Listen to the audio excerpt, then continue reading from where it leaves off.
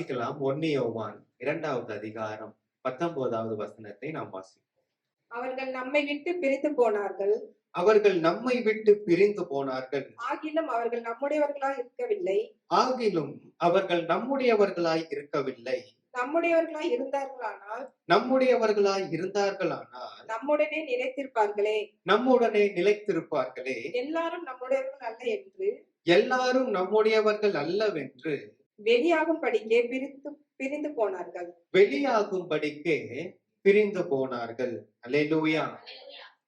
நல்லா கவனிங்க. ஒரு வாலிபன் ஒருவன் இருக்கிறான். அந்த வாலிபன் தன்னுடைய பாவமான வாழ்க்கையை அவன் விட்டுவிட்டு அவன் ஆவிக்குரிய வாழ்க்கையில தீவிரமாய் நடக்கும்படி அவன் நடந்து கொண்டிருக்கிறான். ஆனால் கொஞ்ச காலத்துக்குள்ள என்ன ஆயிட்டான்னு சொன்னா, அவன் திரும்ப தன்னுடைய பழைய வாழ்க்கையை அவன் தொடர்ந்து ஆரம்பித்தான். திரும்ப தன்னுடைய பழைய வாழ்க்கைக்கு அவன் திரும்பி விட்டான்.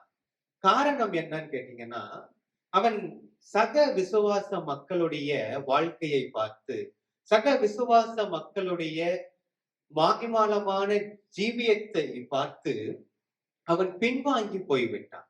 எல்லா விசுவாசியும் நான் சொல்லல. ஆனால் ஒரு சில விசுவாசிகள் எப்படி இருக்கிறாங்கன்னா, அவர்கள் ரட்சிக்கப்பட்டேன்னு சொன்னாலும் இன்னும் அவங்களுடைய ஜீவியத்துல ஒரு மாற்றமும் இல்லாமல் அவர்கள் காணப்படுகிறார்கள். இன்னும் அவங்களுடைய வாழ்க்கையில பார்த்தீங்கன்னா இன்னும் அதே வஞ்சனைகள் இருக்கிறது.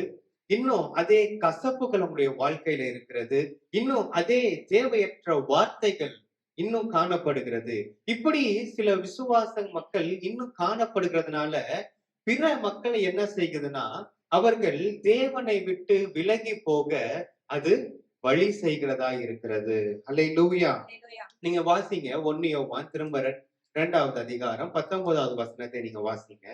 அவர்கள் நம்மை விட்டு பிரிந்து போனார்கள். அவர்கள் நம்மை விட்டு பிரிந்து போனார்கள். ஆகிலும் அவர்கள் நம்முடையவர்களாய் இருக்கவில்லை. அவர்கள் நம்முடையவர்களாய் இருக்கவில்லை. நம்முடையவர்களாய் இருந்தார்களானால் நம்முடையவர்களாய் இருந்தார்களானால் நம்முடனே நிலைத்திருப்பார்களே. நம்முடனே நிலைத்திருப்பார்களே. எல்லாரும் நம்முடையவர்கள் அல்லவென்று எல்லாரும் நம்முடையவர்கள் அல்ல என்று வெளியாகும்படிக்கே பிரிந்து போனார்கள். வெளியாகும்படிக்கே பிரிந்து போனார்கள். அல்லேலூயா.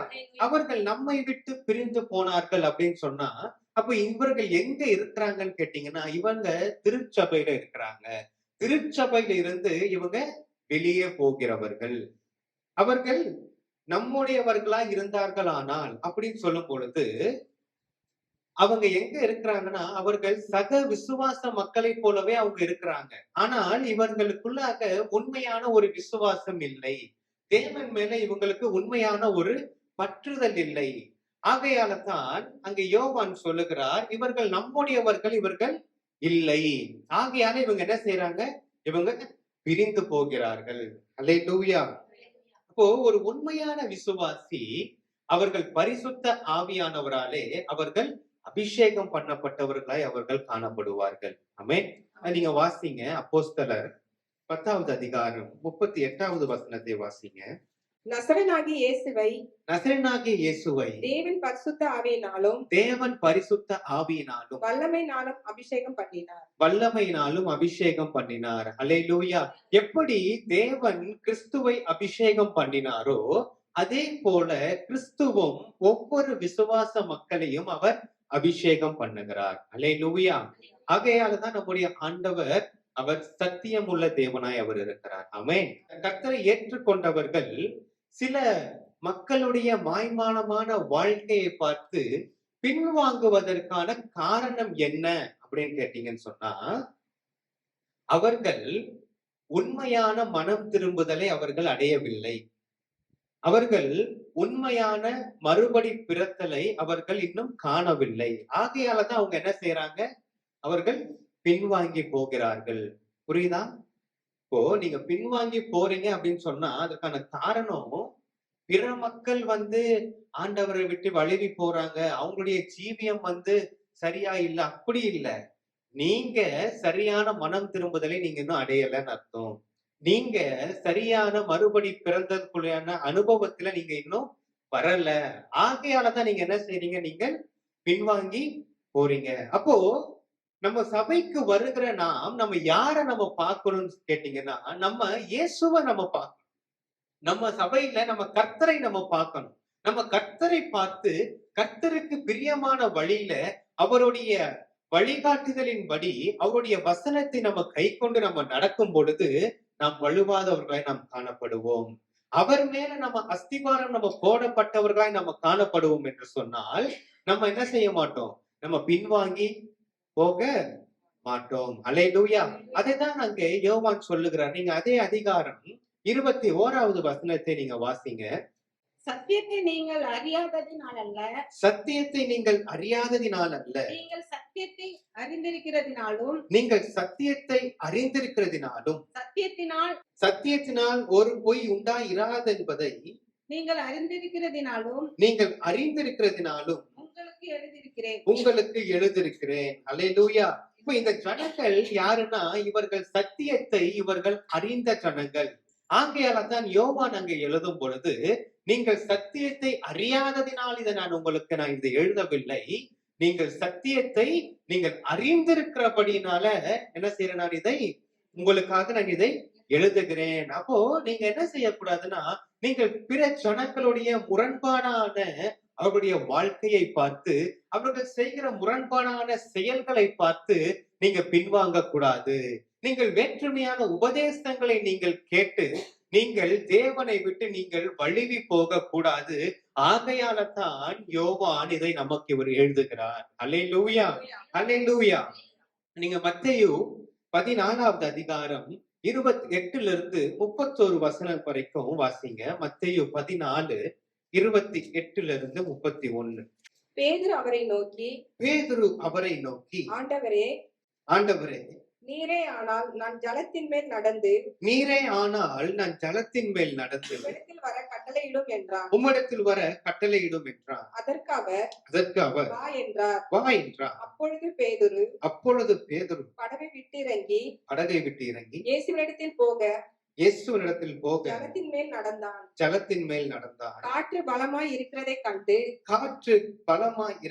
கண்டு பயந்து அமிழ்ந்து போகையில் ஆண்டவரே, என்னை ரட்சியும் என்று கூப்பிட்டான். உடனே இயேசு கையை நீட்டி அவனை பிடித்து அற்ப விசுவாசியே ஏன் சந்தேகப்பட்டாய் என்றார். அல்லேலூயா. இங்கே நம்ம ஒரு சம்பவத்தை நாம் பார்க்கிறோம். இயேசுவானவர் 5 அப்பம் 2 மீனை கொண்டு 5000 பேரை ஆண்டவர் போஷிக்கிறார். போஷித்ததுக்கு அப்புறமாக தம்முடைய சீஷரை பார்த்து, நீங்கள் அக்கறைக்கு நீங்க போங்கன்னு சொல்லி ஆண்டவர் தமக்கு முன்பதாக அவர்களை அங்கே அனுப்புகிறார். அப்போ இவங்க இந்த பெத்சாய்தா என்கிறதான இந்த பட்டணத்தை நோக்கி இவர்கள் படகுல இவங்க பிரயாணம் பண்ணும் பொழுது என்ன நடக்குதுன்னா, எதிர்பாராத விதமாக ஒரு பெரிய காற்று வந்து அங்கே வீசுகிறது. அப்போ அந்த காற்று ரொம்ப பலமாய் வீசுகிறதுனால படகு வேற திசையை நோக்கி அது நகருது. படகு என்ன செய்யுதுன்னா, அந்த அலைகளினால அது பயங்கரமா அது அடிபட்டு கொண்டிருக்கு. இப்போ இந்த நேரத்துல இயேசு கடலின் மேல் அவர் நடந்து வந்து அவர் சொல்றாரு, நீங்க திடன் கொள்ளுங்க, பயப்படாதீங்க, நான் தான் என்று ஆண்டவர் சொல்லுகிறார். அல்லேலூயா. அப்ப இந்த நேரத்துல பேதுரு சொல்றாரு, ஆண்டவரே, நீரே ஆனால் நானும் என்ன செய்யணும், இந்த கடலின் மேல நானும் நடந்து வரணும், எனக்கு கிருபை செய்யுங்கன்னு கேட்கும் பொழுது இந்த பேதுரு நடந்து வரார். அவர் இயேசுவை பார்த்து கொண்டே இருக்கும் போது அவர் என்ன செய்யறாரு, அந்த கடல் மேல அவர் நடந்துட்டே வரார். ஆனா கொஞ்ச நேரத்துல அவர் என்ன செஞ்சுட்டாருன்னா, அவருடைய கண்ணை அவர் இயேசுவை விட்டு அவர் விலக்கிட்டார். தன்னுடைய பார்வையை அவர் இயேசுவை விட்டு அவர் விலக்கி சுற்றி இருக்கிற அந்த காற்றை அவர் பார்க்க ஆரம்பித்தார். சுற்றி எழும்புகிற அந்த அலைகளை அவர் பார்க்க ஆரம்பித்தார். அந்த அலைகளின் இரைச்சலை, அந்த சத்தத்தை அவர் கேட்க ஆரம்பித்த உடனே இப்ப அவர் சொல்றாரு, ஆண்டவரே என்னை ரட்சியும் என்று அவர் அங்கே கூப்பிடுகிறதை நாம் பார்க்கிறோம்.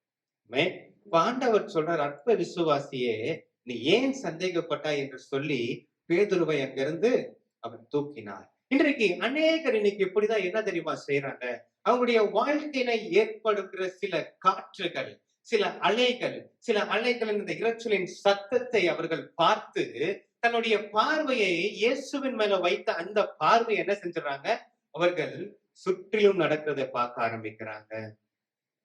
ஆரம்பத்துல இயேசுவை நம்பி வரும் பொழுது அவங்களுடைய பார்வை இயேசு கிட்ட தான் இருக்கு. ஆனா நாட்கள் போக போக போக அவங்க என்ன செய்யறாங்கன்னா, அந்த பார்வையை லேசா என்ன செஞ்சிடறான், அப்படியே திருப்பி சுற்றி நடக்கிற காரியங்களை அவங்க பார்க்கறதுனால என்ன செஞ்சிடறாங்க, அவர்கள் வழுவுகிறார்கள். அல்லேலூயா. ஆகையால் தான் சபைக்கு வருகிறவர்கள் நம்ம யாரை பார்க்கணும்னு கேட்டீங்கன்னா, நம்முடைய பார்வை இயேசுவை மாத்திரம் தான் பார்க்கணும். அல்லேலூயா. ஆங்கிலத்துல ஒரு வாக்கியம் உள்ளது. The world is full of good people. If you can't find one, be one. அப்படின்னா இந்த உலகம் நல்ல மனிதர்களால் நிறைந்திருக்கிறது. உங்களால் ஒருவரை கண்டுபிடிக்கவில்லை முடியவில்லை என்று சொன்னால் நீங்கள் அந்த நல்லவர்களாய் இருக்க. புரியுதா? உலகம் எப்படி இருக்கு? நல்ல மனுஷங்களாக தான் உலகம் நிறைஞ்சிருக்கு. ஆனா நீங்க ஒரு நல்லவனையும் நீங்க தேடி பார்க்க முடியலன்னு சொன்னா நீங்க அந்த நல்லவனா இருன்னு சொல்லி அந்த வாக்கு. ஆனா இன்னைக்கு நம்ம என்ன செய்யறோம் தெரியுமா? அநேக நேரங்கள்ல பிற மனுஷனுடைய குறைகளை நம்ம பார்க்கிறோம். அவனுடைய குறைவுகளை நம்ம பார்த்து அவனுக்கிட்ட ஏதாவது ஒரு குறையை கண்டுபிடிச்சு நம்ம என்ன செஞ்சிடறோம், நம்ம தோய்த்து போயிடும். இன்னைக்கு அநேக யூடியூப்ல வர செய்திகள் எல்லாம் பார்த்து அநேகர் என்ன செய்யறாங்க, பின்வாங்கி போறாங்க. இந்த ஊழியக்காரன் சரியில்லை, அந்த ஊழியக்காரன் சரியில்லை, இவன் சரியில்லை. முதல்ல நீ சரியா இருக்கிறியா? நம்ம அடுத்தவர்களை நம்ம நிதானிக்கிறது நம்முடைய வேலை இல்லை. நம்ம யாரை நாம் நிதானிக்கிறோம் சொன்னா, வாசிங்க 1 கொரிந்தியர் 11வது அதிகாரம் 31வது வசனத்தை வாசி. நம்மை நாமே நிதானித்து அறிந்தால் நியாயம் தீர்க்கப்படும். நாம் நியாயம் தீர்க்கப்படும். அல்லேலூயா. அப்ப நம்ம யாரை நம்ம நிதானிச்சு பார்க்கணும்? நம்மை நாமே நம்ம நிதானிக்கணும். நம்ம போய் பிறனை போய் நம்ம நிதானிக்க வேண்டிய அவசியம் கிடையாது. அவன் எப்படி வேணாலும் இருக்கட்டும். நான் நல்லா இருக்கேனா? நான் ஆண்டவருக்கு பிரியமா இருக்கிறேனா? என்னுடைய வாழ்க்கை ஆண்டவருக்கு சாட்சியா இருக்குதா? நான் நல்லவனா இருக்கிறேனா? நான் ஆண்டவருக்கு பிரியமாய் நான் வாழ்கிறேனா? அப்படின்னு நம்மை நாமளே நம்ம என்ன செய்யணும், நிதானிக்க வேண்டும். அல்லேலூயா. அப்படி நம்ம நிதானிக்கும் பொழுது நம்ம என்ன செய்ய மாட்டோம்னா, நம் தேவனை விட்டு நம்ம வழுவி போக மாட்டோம். அல்லேலூயா. அல்லேலூயா. வாசிங்க அப்போஸ்தலர் 7வது அதிகாரம் 39வது வசனம். இவனுக்கு நம்முடைய பிதாக்கள் கீழ்ப்படிய மனதாயிராமல்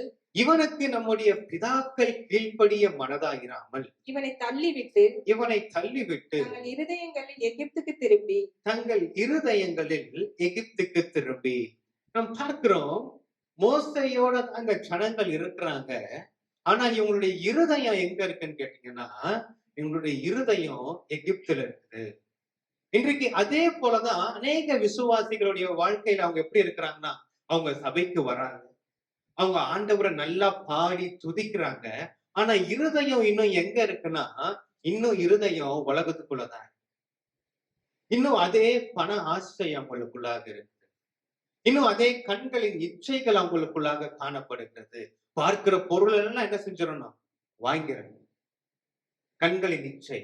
இன்னும் அதே ஜீவனத்தின் பெருமை அவங்களுக்குள்ளாக காணப்படுகிறது. இன்னும் அதே பழைய மேட்டிமை, பழைய பெருமை இன்னும் அவங்களுக்குள்ள என்ன இருக்கு, இன்னும் அந்த உலகம் அப்படியே இருக்குது. நீங்க வாசிங்க 2 ராஜாக்கள் 5வது அதிகாரம் 26வது வசனத்தை வாசி. அப்பொழுது அவன் இவனை பார்த்து அந்த மனுஷன் உனக்கு எதிர்கொண்டு வர தன் ரதத்தில் இருந்து இறங்கி திரும்புகிற போது என் மனம் உன்னுடனே கூட செல்லவில்லையா? பணத்தை வாங்குகிறதற்கும் வஸ்திரங்களையும் ஒலிவ தோப்புகளையும் திராட்சை தோட்டங்களையும் ஆடு மாடுகளையும் வேலைக்காரிகளையும் வாங்குகிறதற்கும் இது காலமா? அல்லேலூயா. நாம் பார்க்கிறோம், எலிசாவினுடைய வேலைக்காரன் கேயாசி. இந்த கேயாசி ஒரு பெரிய தீர்க்கதரிசி கூட தான் இவன் இருக்கிறான், எலிசா கூட. ஆனால் இவனுடைய இருதயம் எங்க இருக்குன்னு கேட்டீங்கன்னா, இவனுடைய இருதயம் உலகத்துக்குள்ளாக இருந்துச்சு. இவனுடைய இருதயம் பொருட்களின் மேல ஆசை கொண்டிருந்துச்சு. அல்லேலூயா. ஆகையால இவன் போய் அந்த நாகம்மான் இடத்துல போய் என்ன செய்யறான், அந்த பொருள் எல்லாம் அவன் பெற்றுக்கொண்டு வருகிறான். அப்போ எலிசா கேட்கிறாரு, அப்பா நீ போய் அந்த மனுஷன் கிட்ட போனியே, அவன் தன்னுடைய ரதத்துல இருந்து இறங்கி உனக்கு எதிரில வந்தாங்க, உனக்கு எதிரா நடந்து வரான்ல, என் இருதயம் உன்கிட்ட இல்லையா, என் மனம் உன்கிட்ட இல்லையா அப்படின்னு அங்க அவர் கேட்கிறார். காரணம், இவனுடைய மனசு எங்க இருக்குன்னா உலகத்துக்குள்ளாக இருந்துச்சு. அதனுடைய விளைவு என்ன நடந்துச்சுன்னா, நாகமானுக்கு வந்த குஷ்டம் கேயாசிக்கு வந்ததை நாம் அங்கே பார்க்கிறோம். ஆனா ஒரு விசுவாசுடைய இருதயம் எப்படி இருக்க வேண்டும் என்று சொன்னால், வாசிங்க சங்கீதம் 112வது சங்கீதம் 7வது வசனத்தை வாசி. செய்தியை கேட்கிறதினால் துர்ச்செய்தியை கேட்கிறதினால் பயப்படான். அவன் இருதயம் கர்த்தரை நம்பி திடனாயிருக்கும். கர்த்தரை நம்பி திடனாயிருக்கும். அல்லேலூயா. நம்முடைய இருதயம் கர்த்தரை திடனாய் நம்ப வேண்டும். ஆமென். துர்ச்செய்தியை கேட்கிறதுனால் அவன் பயப்படான். அல்லேலூயா. ஆண்டவர் சொன்னார்ல, உலகத்திலே உங்களுக்கு உபத்திரவம் உண்டு, ஆனாலும் திடன் கொள்ளுங்கள், நான் இந்த உலகத்தை ஜெயித்தேன். அப்ப இந்த உலகத்துல நம்ம வாழ்கிற போது பல சோதனைகளை நாம் சந்திக்க நேரிடும், பல போராட்டங்களின் வழியிலே நாம் நடக்க நேரிடும். ஆனால் இவைகளை பார்த்து நம்ம என்ன செய்யக்கூடாதுன்னா, நாம் பயந்து போய் விடக்கூடாது. நமக்கு கர்த்தர் மேல ஒரு திடமான ஒரு நம்பிக்கை இருக்க வேண்டும். அல்லேலூயா. என் தேவன் எல்லாவற்றையும் அவர் பார்த்துக் கொள்வார் என்கிறதான அந்த நம்பிக்கை நமக்குள்ளாக இருக்க வேண்டும். மாறாக நம்ம என்ன செய்யக்கூடாது, நம்ம பின்வாங்கி போய்விட கூடாது. அல்லேலூயா. அவனுடைய இருதயம் எப்படி இருக்குமா, கர்த்தரை நம்பி திடனாயிருக்கும். அல்லேலூயா.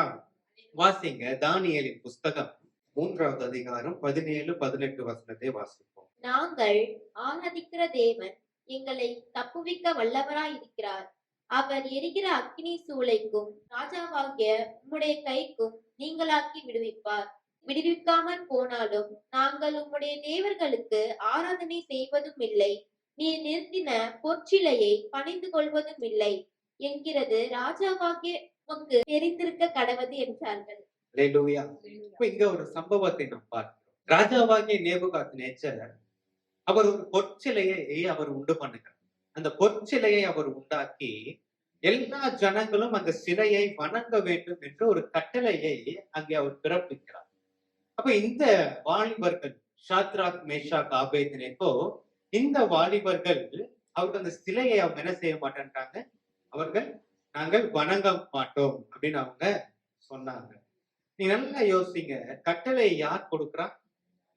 ராஜாவிடத்துல இருந்து கட்டளை வருது. அப்போ ராஜாவுடைய கட்டளையை ஒருவன் மீறுவான் என்று சொன்னால் அவனுக்கு எவ்வளவு பெரிய பிரச்சனை அவனுக்கு வரும், அவன் எவ்வளவு பெரிய விளைவை அவன் சந்திக்க நேரிட வேண்டும், அவனுடைய ஜீவனை கூட என்ன செய்யும், அவனை விட்டு எடுக்கப்படும்.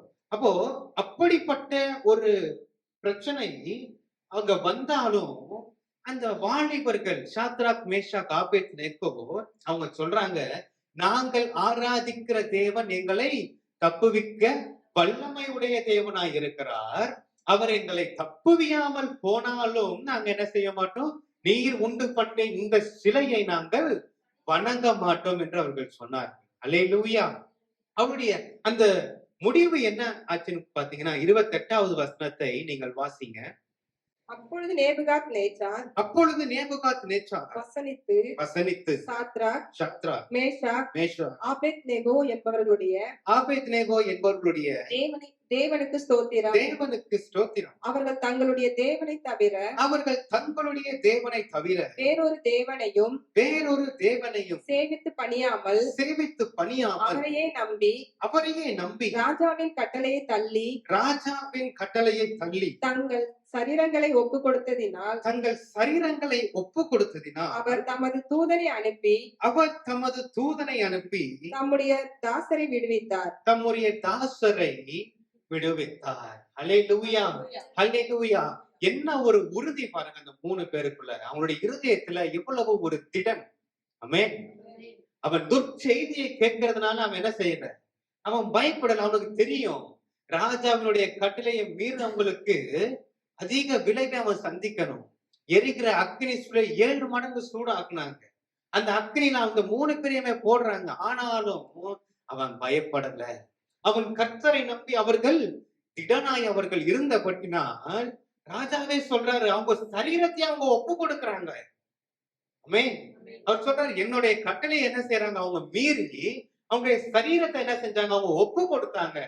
அதனால அவங்க தேவன் இப்ப என்ன பண்ணிட்டாருன்னா ஒரு தூதனை அனுப்பி அவர்களை காப்பாற்றினார். அல்லேலூயா. அவர்களுடைய தேவன் தான் தேவன் என்று அந்த நேபுகாத் நேச்சார் அவர் அறிந்து கொண்டார்.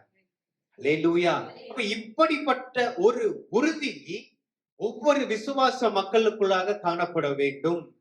இப்படிப்பட்ட ஒரு அளவில்லாத ஒரு நம்பிக்கை, ஒரு அளவில்லாத ஒரு விசுவாசம் ஒவ்வொரு விசுவாசிக்குள்ளாக காணப்பட வேண்டும். அல்லேலூயா, அல்லேலூயா. நீங்க அப்போஸ்தலனாகிய பவுலை நீங்க எடுத்து பார்க்கும் பொழுது, அப்போஸ்தலனாகிய பவுல் அவர் கிறிஸ்தவர்களை மிகவும் அவர் துன்பப்படுத்தின ஒரு மனுஷன் இந்த பவுல். ஆனால் ஒரு காலகட்டத்துல அவர் என்ன செஞ்சாருன்னா, அவர் இயேசுவை அவர் பார்த்ததுக்கு அப்புறம் அவருடைய வாழ்க்கை மாறினது. இந்த பவுல் அவர் அநேக செல்வாக்கு படைத்தவர்.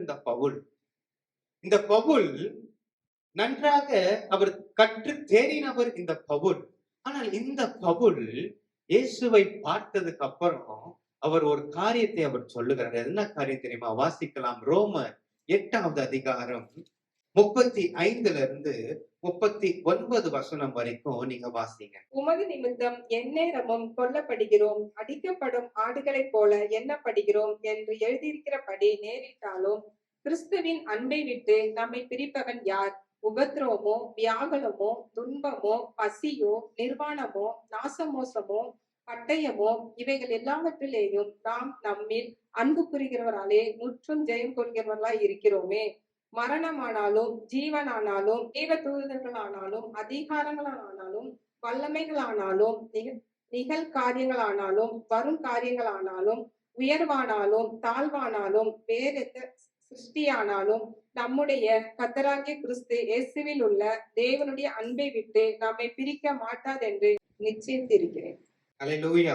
அப்ப இங்க பார்க்கிற உமது நிமித்தம் எந்நேரமும் கொல்லப்படுகிறோம், அடிக்கப்படும் ஆடுகளைப் போல எண்ணப்படுகிறோம். அப்படின்னா அடிக்கப்படும் ஆடுகளைப் போல எண்ணப்படுகிறோம் அப்படின்னா நான் யோசித்து பார்த்தேன். நீங்க கறிக்கடையில எல்லாம் போனா ஆட்டை என்ன செஞ்சிருப்பாங்க? கயிற்றுல கட்டி வச்சிருப்பாங்க. அந்த ஆடுக்கு தெரியுமா? அந்த ஆடுகிட்ட போய் கறிக்கடைக்காரர் சொல்லுவாரா, இந்த மணி நேரத்துல நான் உன்னை வெட்டுவேன் அப்படின்னு சொல்லுவாரா? இல்ல. அது எப்போ வெட்டப்படும் சொல்லி அதுக்கு என்ன செய்யாது, தெரியாது. அப்போ அதே போலதான் அப்போஸ்தலனாகிய பவுலுக்கு இருக்க அந்த சூழ்நிலை.